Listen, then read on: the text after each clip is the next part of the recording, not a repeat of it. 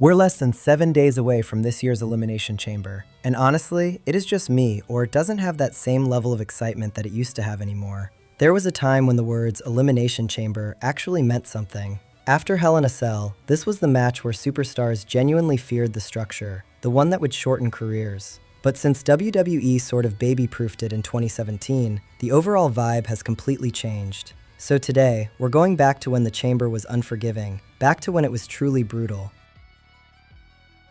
Imagine being locked inside a 10-ton steel structure, chains everywhere, steel grates under your feet, 4 pods surrounding the ring, no escape, no mercy, no disqualification. That was the original Elimination Chamber introduced in 2002. The mastermind behind the concept was Triple H. The structure was massive, a circular chain-linked steel wall enclosing the ring, elevated above ringside. The floor wasn't padded, it was pure metal grating. In each corner sat a pod, holding 4 competitors, while 2 started the match. Every 5 minutes, a pod would open at random, and eliminations could only happen by pinfall or submission. The match was announced by Eric Bischoff in October 2002, and WWE promoted it like this was the next evolution of violence. At Survivor Series 2002, inside Madison Square Garden, the world finally saw it in action. Triple H, Shawn Michaels, Chris Jericho, Kane, Booker T, and Rob Van Dam stepped inside. What followed was chaos. Bodies crashed onto steel, faces were driven into chains, blood was spilled.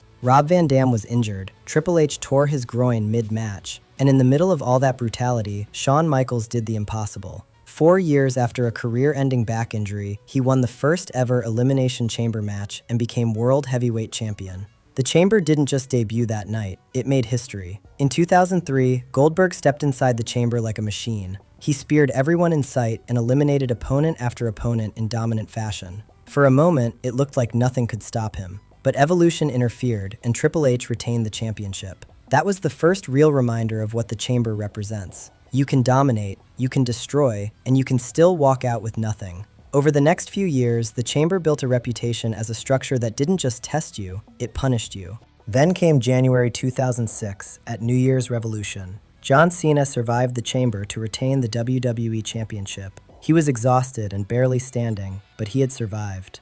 And then, Edge's music hit. He cashed in his Money in the Bank contract, hit 1 spear, and 3 seconds later, we had a new champion. That moment changed everything. The Elimination Chamber wasn't just brutal anymore, it became the perfect setup for betrayal. From that point forward, surviving the Chamber didn't mean you were safe, it meant you were vulnerable. From 2002 onward, the Chamber became a yearly tradition, with a few exceptions. By 2008, it became the centerpiece of No Way Out, featuring 2 Chamber matches in one night. In 2010, WWE made it its own pay-per-view event. That's when it truly became the final gate before WrestleMania. Championships changed hands, main events were decided, and careers shifted in one night. The Chamber wasn't just another stipulation, it was the last obstacle before the biggest stage in wrestling. Then came 2017. WWE redesigned the structure. The steel grating floor was padded, the pods were modernized and fitted with LED panels. Now look, I understand safety matters, but part of what made the Chamber special was how dangerous it looked and felt.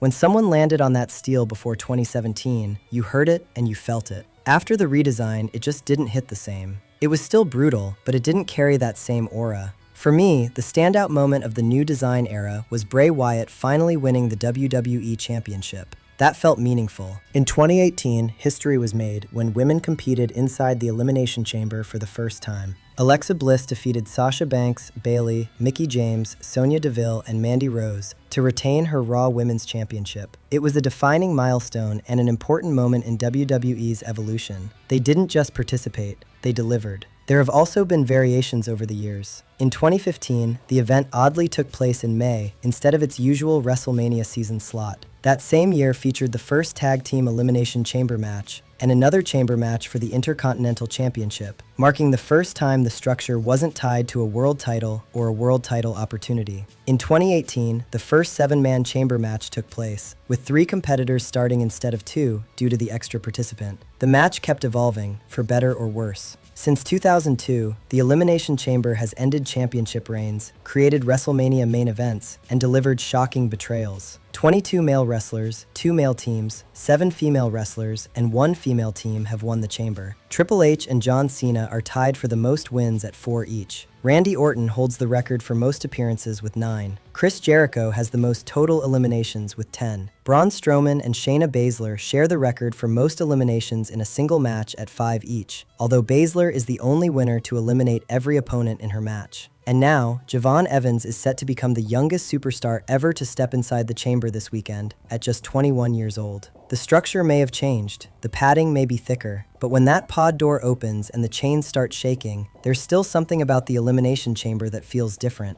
Maybe it's not as brutal as it once was. Maybe it doesn't have the same aura, but when 6 superstars walk in, only 1 walks out. And for one night, the chamber decides everything. So what do you think of Elimination Chamber? Comment below.